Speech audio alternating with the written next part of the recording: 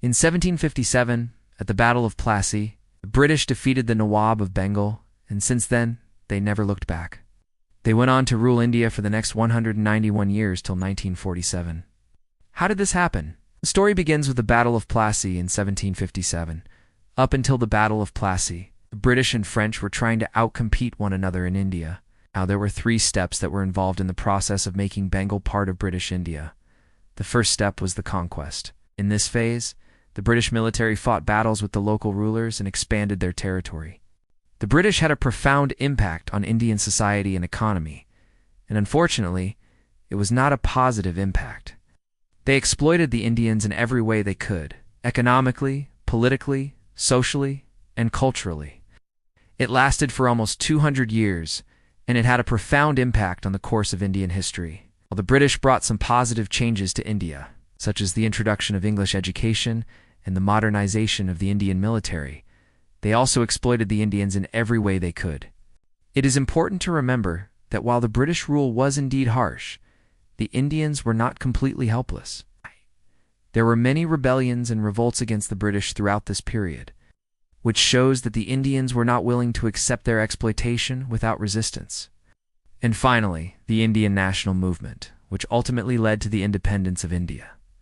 So that's it for today. If you enjoyed the video, press the like button. Thank you for watching. Economically, the British extracted huge amounts of wealth from India. They did this through various means, such as levying taxes, seizing land, and forcing the Indians to grow cash crops for them. Politically, the British rulers were autocratic, and they did not allow the Indians any participation in the government. They ruled over the Indians with an iron fist, and anyone who opposed them was brutally suppressed. Socially, the British were racist, and they believed that they were superior to the Indians.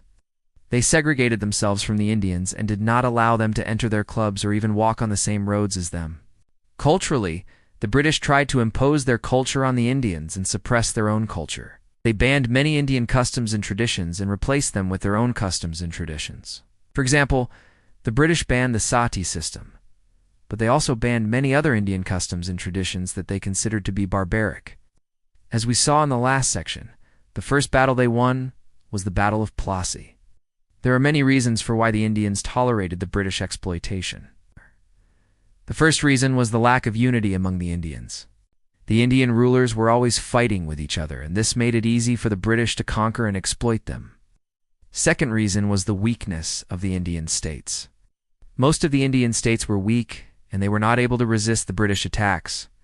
For example, the Maratha Empire was in decline by the time the British arrived in India, and this made it easy for the British to defeat them. The third reason was the introduction of new technologies by the British. The British had access to new technologies such as the machine gun and the steam engine. These technologies gave them a great advantage over the Indians, and they were able to use them effectively in their battles. For example, the British used the machine gun to great effect in the Battle of Plassey, and this helped them to defeat the Nawab of Bengal. The fourth reason was the support of the local elites. Many of the local elites supported the British because they benefited from the British rule. For example, the landlords and moneylenders benefited from the new land revenue system introduced by the British. The fifth reason was the policy of divide and rule. The British rulers followed a policy of divide and rule, which means that they kept the different communities in India divided, and this prevented any mass uprising against them. For example, the British played one community against the other in order to keep them divided. In this battle, the British defeated the Nawab of Bengal and established their military supremacy in the region. After this, they went on to conquer other regions of India. The second phase was the annexation. In this phase, the British rulers started taking over the local states and making them a part of British India. They used various methods for this purpose, like defeating them in wars, bribing their rulers, or simply threatening them. For example, in 1848, Punjab became a part of British India after the Anglo-Sikh War. The third phase was the administration.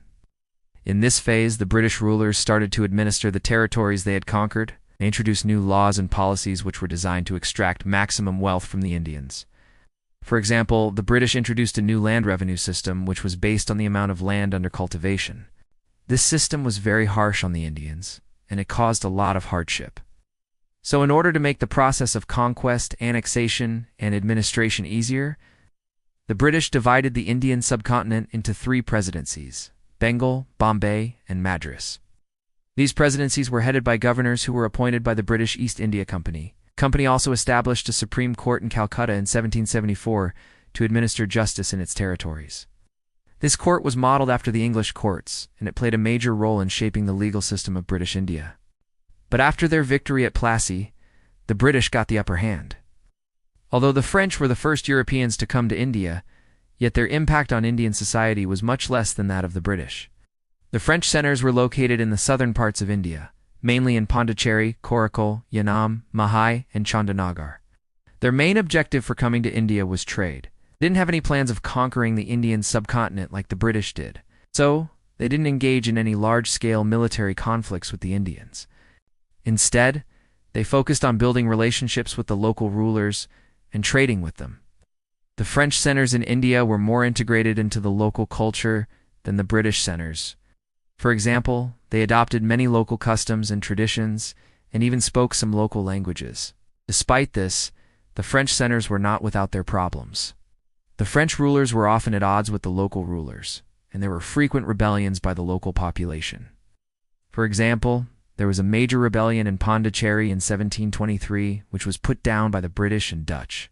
Eventually, all the French centers in India were captured by the British and made a part of British India. This battle took place near Plassey village in present-day West Bengal. The British were led by a man named Robert Clive, and the Nawab of Bengal, Dawab, was the leader of the Nawab's army. One thing that was very important for the British victory was the betrayal by one of the Nawab's generals named Mir Jafar. He actually switched sides and joined the British. Even though the Nawab's army was much larger than the British, about 50,000 to 20,000, the British won the battle because of the treachery. This victory gave the British an immense wealth. It also established their military supremacy in Bengal region. After this, the British East India Company started getting territories in India as grants from local rulers. For example, in 1764, the ruler of Bihar granted them the right to collect taxes from his subjects in return for military support. Soon, the company started getting involved in the politics of the region and collecting taxes directly. This caused many revolts among the Indians. The most notable one was the Khalisan Revolt. It was a massive revolt that involved more than 10,000 people.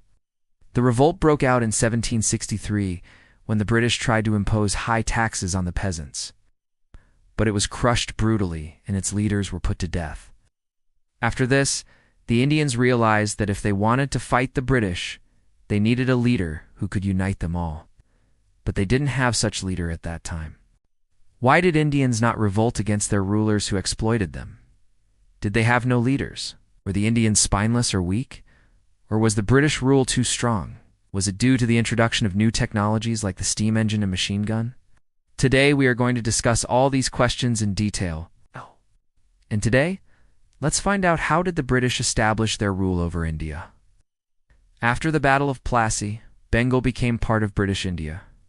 And now we will tell you how did this process take place. Now we will talk about the French centers in India. Now we will talk about how did the British exploit the Indians. Now we will answer, why did Indians tolerate British exploitation? In conclusion, the British rule in India was a long and complex one.